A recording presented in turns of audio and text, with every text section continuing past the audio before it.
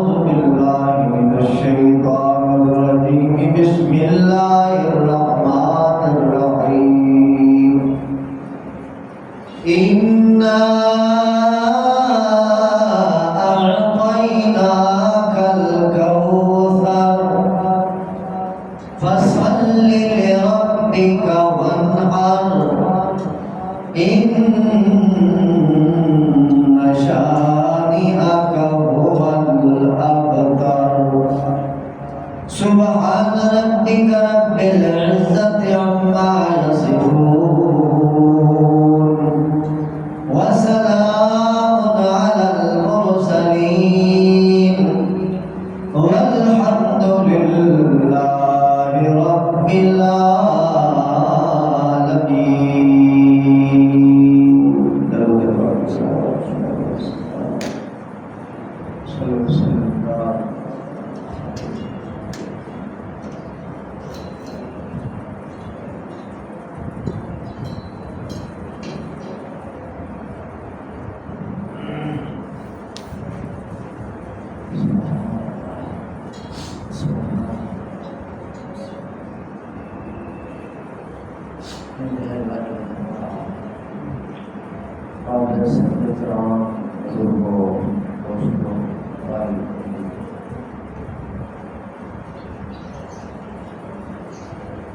اللہ سبحانہ و تعالی نے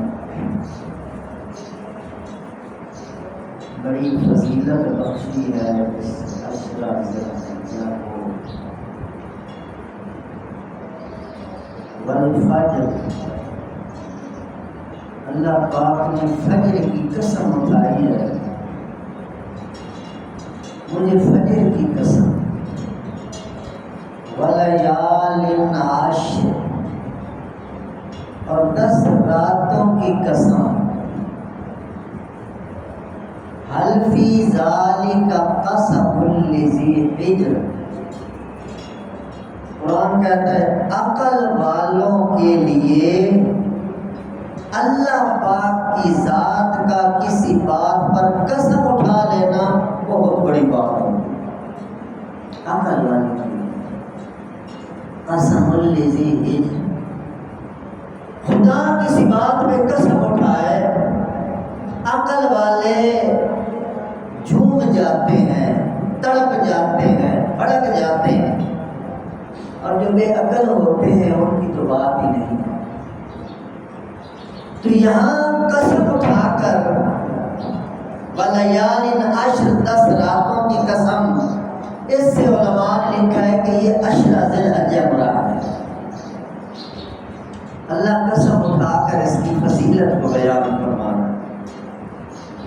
اگر آپ تھوڑی سی اور توجہ فرمائیں گے یہ نقطہ اس عشرے میں سمجھ آتا ہے.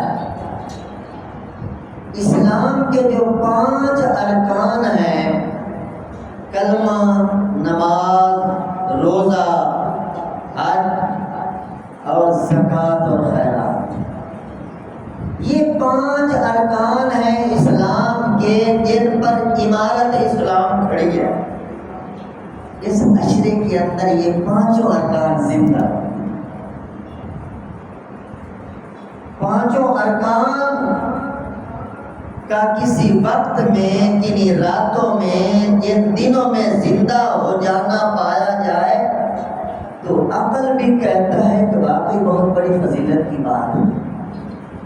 نمازیں آپ ماشاءاللہ ادا فرما رہے ہیں، وہ تو سال ادا کرتے ہیں، مگر جب عشرہ ذوالحجہ شروع ہوتا ہے نماز کا ریٹ بڑھ جاتا ہے.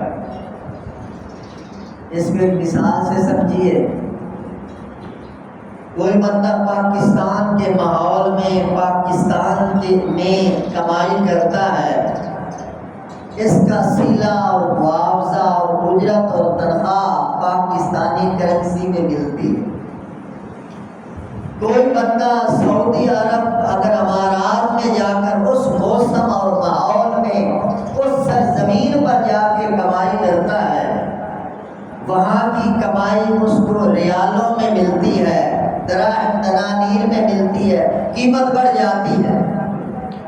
کوئی بندہ انگلینڈ جا کر انگلینڈ کے موسم میں، وہاں کی آب و ہوا میں، وہاں کی سرزمین پر اگر کوئی محنت مزدوری کرتا ہے تو اس کو پاؤنڈ کی صورت میں بدلہ ملتا ہے۔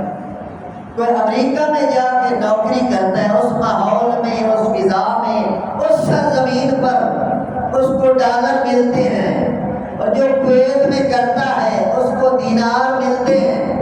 اسی طرح میرے محترم دوستو، اللہ پاک نے بھی مختلف دنوں میں، مختلف راتوں میں، اور مختلف مہینوں میں، مختلف ایام میں اللہ نے فضیلتیں رکھی۔ یہ کوئی میں اپنی طرف سے نہیں عرض کر رہا، قرآن گواہ ہے، حدیث گواہ ہے۔ یہ قرآن پاک میں ایک آیت آتی ہے، وَيَذْكُرُ اسْمَ اللَّهِ فِي أَيَّامٍ مَّعْلُومَاتٍ۔ اللہ فرما رہے ہیں کہ اللہ کو یاد کیا کرو ایام معلومات، جو خاص خاص دن ہیں، خاص خاص ایام ہیں، خاص خاص راتیں ہیں۔ ویسے تو ساری زندگی اللہ کو یاد کرنا ہے، خلوت میں، جلوت میں، صبح میں، شام میں، ہر مرحلے میں، ہر لحظے میں، پر اللہ خود فرما رہے ہیں کچھ چیزوں کو اللہ نے خود فضیلت عطا فرما دی۔ اب دیکھو، ہفتہ بھی اللہ کا ہے، اتوار بھی اللہ کا ہے، سوموار بھی اللہ کا ہے، منگل بدھ جمعرات بھی اللہ کے ہیں، اور جمعے کو آپ مسجد میں آئے بیٹھے ہیں، جمعہ ادا کرنے آئے ہیں، اور اسے سید الایام کہا جاتا ہے۔ اللہ نے فضیلت بخشی ہے، حتیٰ کہ عید کے دن سے بھی جمعے والے دن کی زیادہ فضیلت اللہ نے فضیلتیں عطا فرمائی ہے۔ اس طرح راتیں ساری اللہ کی ہیں، اور جب لیلۃ القدر کی بات آئی، لیلۃ القدر خیر من الف شہر، اللہ فرماتے ہیں 1000 راتوں سے بہتر ایک رات ہے۔ اسی طرح رمضان کے روزے، اسی طرح میرے محترم دوستو تراویح کی فضیلت، شب قدر کی فضیلت، اعتکاف کی فضیلت، رمضان کے آخری عشرے کی فضیلت، تاک راتوں کی فضیلت۔ جس خدا نے رمضان کے ایک ایک لمحے کے اندر فضیلتیں رکھی ہیں، اسی خدا نے عشرہ ذی الحجہ کو بھی فضیلت عطا فرما دی۔ اس عشرے کے اندر آپ نمازیں بھی ادا کرتے ہیں، مگر قیمت بڑھ جاتی ہے۔ اس عشرے کے اندر حدیث پاک میں آتا ہے، ایک دن کا روزہ 1 سال کے روزوں کے برابر، باقی سارا سال آپ روزے رکھیں، ان کا ثواب الگ ہے۔ صرف عشرہ ذی الحجہ کے اندر ایک دن کا روزہ 1 سال کے روزوں کے برابر ہے، اور ایک رات کی عبادت شب قدر کی عبادت کے برابر ہے۔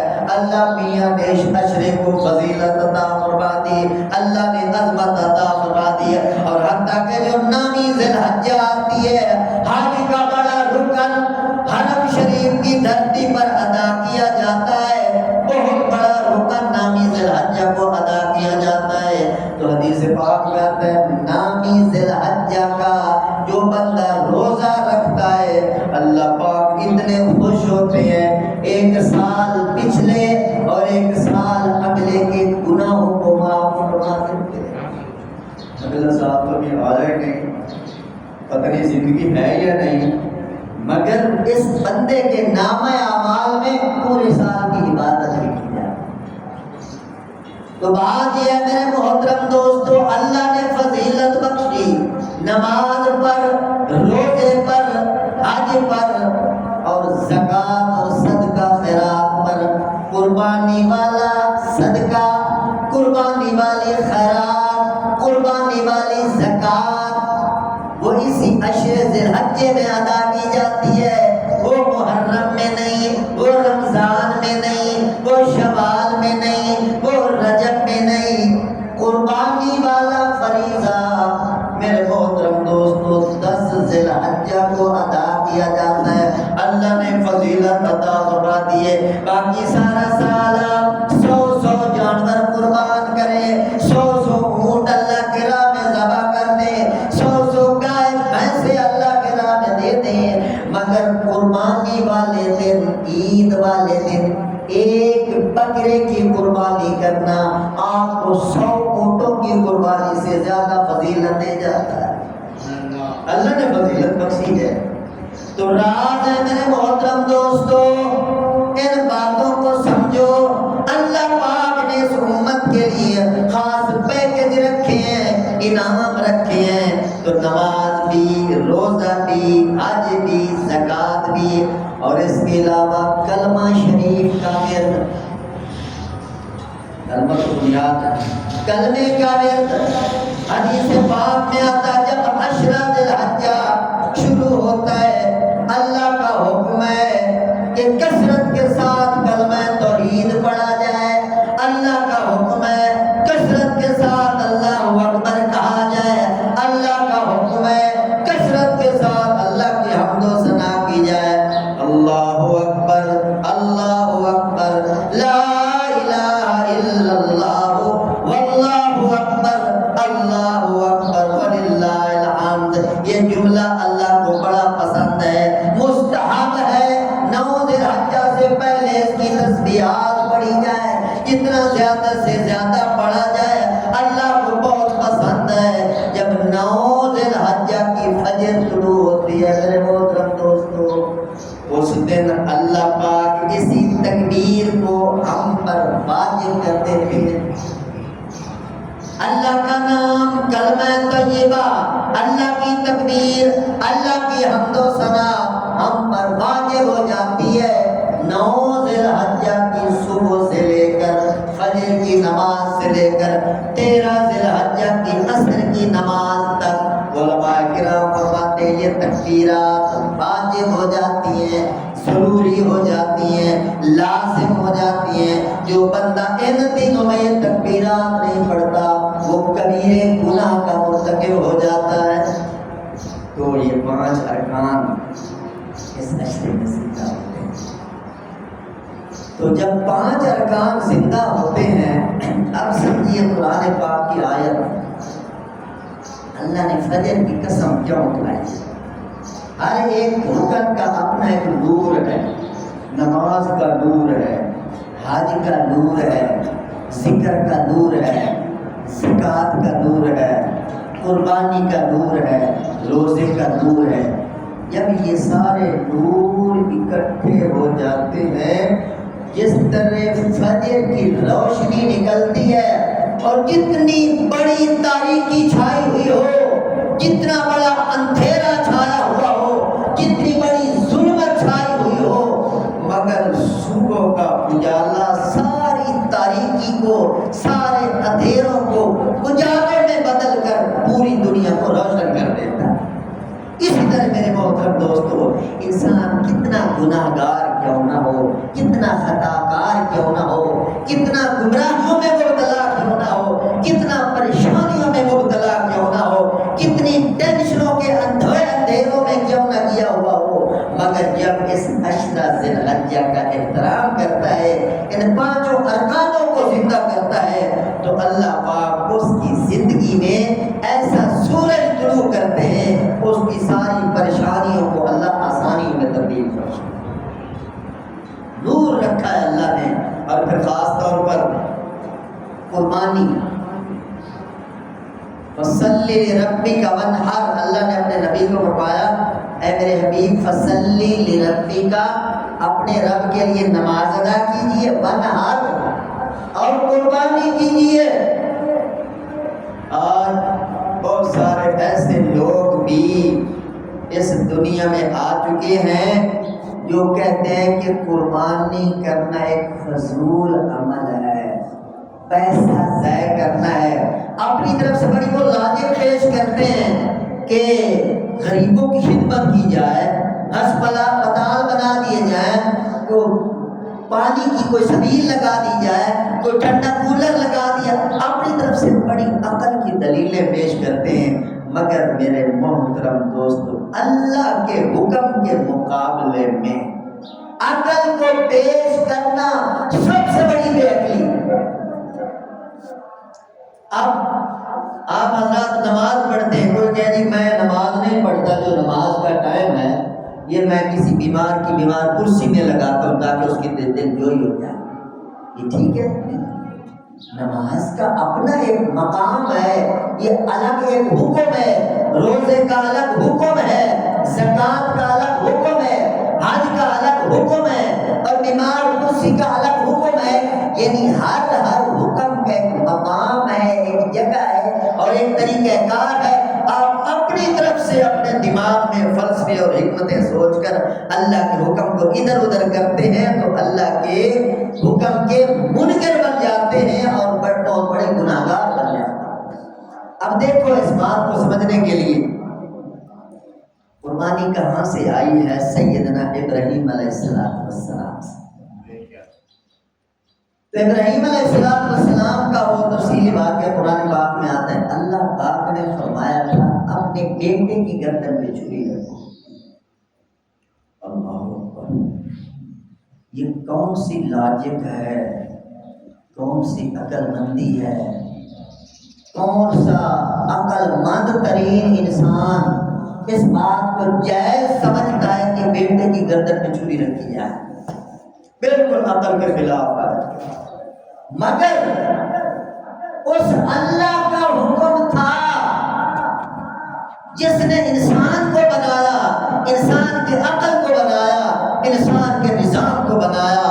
تو جب حضرت ابراہیم علیہ السلام کو بیٹے پر چھری چلانے کا حکم ملا، انہوں نے اللہ کو یہ نہیں کہا یا اللہ ایسا آرڈر ہے، یہ تو عقل کے خلاف ہے، بیٹا وہ بھی میرا اکلوتا بچہ ہے، اس کی گردن پہ چھری رکھ دو۔ نہیں، وہ نبی تھے، وہ پیغمبر تھے، وہ اللہ کے نظام کو سمجھتے تھے، وہ اس بات کو سمجھتے تھے کہ وہ مالک ہے، وہ خالق ہے، وہ رازق ہے، وہ جو حکم دے ہمارے لیے اس کو تسلیم کرنا اسی میں خیر ہے۔ تو انہوں نے پورا تہیہ کر لیا، ارادہ کر لیا، اور پھر امتحان کے طور پر اپنے بچے سے پوچھتے ہیں بیٹا جی میں خواب میں آپ کو انی اذبح کا ذبح کر رہا ہوں، فانظر ماذا تری، بیٹا جی آپ کا کیا خیال ہے؟ اور بچہ بھی نابالغ ہے، چھوٹا بچہ ہے، اس کو ذبح کرنے کا حکم ہے۔ تو ابراہیم علیہ السلام نے کوئی ڈال مٹال نہیں کہ خود تیار ہو گئے بچے کا امتحان کرنے کے لیے۔ علماء نے لکھا ہے یہ نہیں کہ بچہ انکار کر دیتا تو چھری نہ رکھتے، صرف بچے کا امتحان کرنے کے لیے حضرت نے بچے سے پوچھا ماذا تری، بچہ کیا خیال ہے؟ تو بیٹا بھی پھر اسماعیل تھا، انہی کی نسل سے سید عالم، رحمت عالم، برکت عالم، امام الکونین، سید الکونین، رحمت للعالمین حضرت محمد مصطفیٰ صلی اللہ علیہ وسلم نے اس دنیا میں اسی نسل سے آنا تھا۔ تو بیٹے نے کیا جواب دیا؟ یا ابا تفعل ما تؤمر ستجدنی انشاءاللہ من الصابرین۔ ابا جی چھوٹا بچہ ہے، معصوم ہے، بے گناہ، نابالغ بچہ، ابا جی اللہ کا حکم ہے تو افعل ما تؤمر، پھر پوچھنے کی کیا ضرورت ہے، جلدی عمل کیجیے اللہ کے حکم ہے۔ سبحان، یعنی بیٹے نے بھی کوئی اعتراض نہیں کیا چونکہ اللہ کا حکم ہے، باپ نے بھی کوئی نہیں اعتراض کیا چونکہ اللہ کا حکم ہے، مگر اللہ کا تو امتحان تھا، چھری رکھ دی حضرت ابراہیم علیہ السلام نے اپنے لفظ جگر کی گردن پر۔ کل بھی یہ درس حدیث میں ساتھیوں کو بات بتا رہا تھا کہ جبریل علیہ السلام نے حضور علیہ السلام کو ایک بار بتایا کہ 4 مقام ایسے تھے جہاں پر میں بڑی مشقت میں مبتلا ہوا ہوں۔ جب ابراہیم علیہ السلام نے اپنے لفظ جگر کی گردن پہ چھری رکھی، میں سدرۃ المنتہا پہ تھا، اللہ نے حکم دیا جاؤ چھری کو کند کرو، چھری چلنی نہیں چاہیے، ادھر آرڈر ہے چلاؤ، اور ادھر جبریل کو حکم ہے نہیں چلنے دینی، میرا امتحان ہے۔ تو جبریل علیہ السلام کتنی تیزی کے ساتھ آئے ہوں گے اور چھری کو انہوں نے گوند کیا، زور لگانے کے باوجود چھری نہیں چلی میرے دوست۔ اور پھر جب پوری طاقت صرف کرنے کے بعد حضرت ابراہیم علیہ السلام نے دیکھا تو وہ دمبا جو جنت سے آیا تھا وہ سامنے ذبح ہو گیا۔ امتحان مکمل ہو گیا۔ تو عرض کرنے کا مقصد یہ ہے کہ اللہ نے ہمیں یہ نہیں کہا کہ بچوں کو ذبح کرو، اور یہ بھی نہیں کہا کہ تم امیر ہو یا فقیر ہو، صاحب حیثیت ہو یا بے حیثیت ہو، ضرور قربانی کرو۔ نہیں، قربانی کرنے کا حکم ان لوگوں کو ہے جو صاحب حیثیت، جو مال رکھتے ہیں، دولت رکھتے ہیں، پیسوں والے ہیں، ان کو حکم ہے، ان پر واجب ہے قربانی کرنا۔ اگر قربانی خوشی خوشی وہ کریں گے، اس کی پوری قربانی اس کے نام اعمال میں تولی جائے گی، اس کی بال بھی، اس کے کال بھی، اس کے کھر بھی، حتیٰ کہ اس کا پیشاب بھی اس کے نام اعمال میں تولا جائے گا، کیونکہ اللہ کے نام پر یہ قربان کیا جائے گا۔ اور دوسری حدیث میں حضور فرماتے ہیں جو بندہ صاحب حیثیت ہونے کے باوجود قربانی نہیں کرتا تو وہ ہماری عیدگاہ میں آنے کی کوشش نہ کرے۔ دھمکی دی، اللہ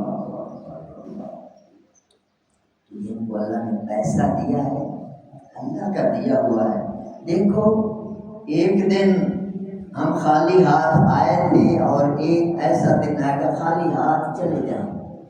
یہ آنے اور جانے کے درمیان تھوڑا سا فاصلہ ہے، وہ پتہ نہیں کتنا فاصلہ ہے، اس کا 30 سال 40 سال 50 60 70 80 100 سے آگے تو جاتا ہوا کسی کو نہیں دیکھ رہے، تو جائے گی تو اس بیچارے کی حالت بڑی قابل رحم ہوتی ہے۔ اس تھوڑے سے عرصے کے درمیان اللہ نے آپ کو پیسے بھی دیے، عقل بھی دیا ہے، اختیار بھی دیے، اپنے اختیار کے ساتھ، اپنی مرضی کے ساتھ، اپنے ارادے کے ساتھ اللہ کی رضا کے لیے اللہ کے راستے میں جانور کی گردن پہ چھری چلا دو، یہ تمہارے لیے خیر ہے، بھلائی ہے، تمہارے مال میں بھی خیر ہوگی، تمہاری جان میں خیر ہوگی، بالوں بچوں میں خیر ہوگی۔ اگر اس مال کو بچا کے رکھو تو کتنا بچاؤ، کب تک بچاؤ؟ ایک وقت آئے گا، آج تو آپ کا اختیار ہے، نتیجہ آپ پیسے لگا دیں، ایک وقت آئے گا آپ بے اختیار پڑے ہوں گے، آپ کے لاکھوں کروڑوں بینک بیلنس، کوٹیاں، کاریں، مربے سارے وہ کسی اور کی ملکیت میں جا چکے ہیں۔ آپ بالکل، آپ کی چارپائی بھی کسی کی محتاج ہو جائے گی، آپ تو اپنی مرضی سے نہا بھی نہیں سکیں گے، نہلانے والے بھی اور ہوں گے اور کفن پہنانے والے بھی اور ہوں گے، چارپائی اٹھانے والے بھی اور ہوں گے، اور جنازہ گاہ میں لے جانے والے اور ہوں گے، قبرستان پہنچانے والے اور ہوں گے، دفنانے، اتنے آپ بالکل بے حیثیت ہو جائیں گے، کمزور ہو جائیں گے، آپ کی کوئی طاقت نہیں ہوگی کہ آپ اپنی مرضی کو کر سکیں۔ تو اس وقت سے آنے سے پہلے تو اللہ نے مرضی دی ہے نا، اختیار دیا ہے نا، طاقت دی ہے نا، پیسہ دیا ہے نا، اس اپنے اختیار اور مرضی اور طاقت اور دولت اور پیسے کو اپنی خوشی کے ساتھ اللہ کے راستے میں خرچ کر ہے۔ اور اللہ قرآن میں فرماتے ہیں لَن يَنَالَ اللَّهَ لُحُومُهَا وَلَا دِمَاؤُهَا وَلَٰكِن يَنَالُهُ التَّقْوَىٰ مِنكُمْ۔ جو تم قربانیاں ذبح کرتے ہو، ہمیں تمہارے گوشت کی ضرورت نہیں، نہ تمہارے خون کی ضرورت ہے، وَلَٰكِن يَنَالُهُ التَّقْوَىٰ مِنكُمْ۔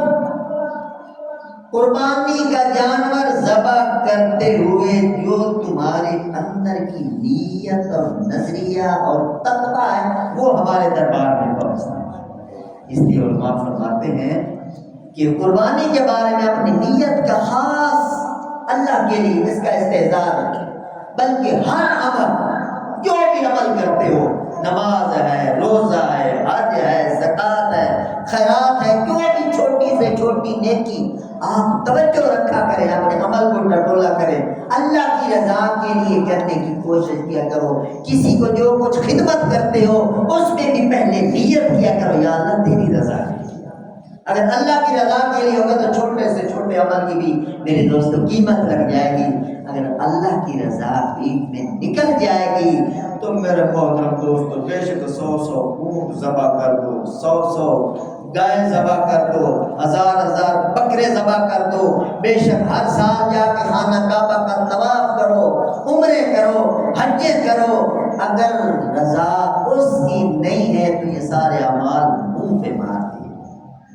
تو اس چیز کو خاص طور پر سمجھنا ہے، روزے بھی رکھنے ہیں، نمازیں بھی پڑھنی ہیں، اور اسی طرح تکبیرات بھی پڑھنی ہے، قربانی بھی کرنی ہے۔ ہر عمل میں انی وجہت وجہی للذی فطر السماوات والارض حنیفا وما انا من المشرکین۔ بلکہ یہ آیت اگر یاد کر لیں، یہ قرآن کی آیت ہے، اور نیت کو حاضر کرنے کے لیے بہترین نسخہ ہے کہ ہر عمل میں اللہ کی طرف متوجہ رہیں۔ انشاءاللہ اللہ اعمال کو قبول فرمائیں گے، اور اس کی برکت سے دنیا کی زندگی بھی پرسکون ہو جائے گی، آخرت بھی پرسکون ہو جائے گی۔ اللہ مجھے اور آپ سب کو عمل نصیب فرمائے۔ وما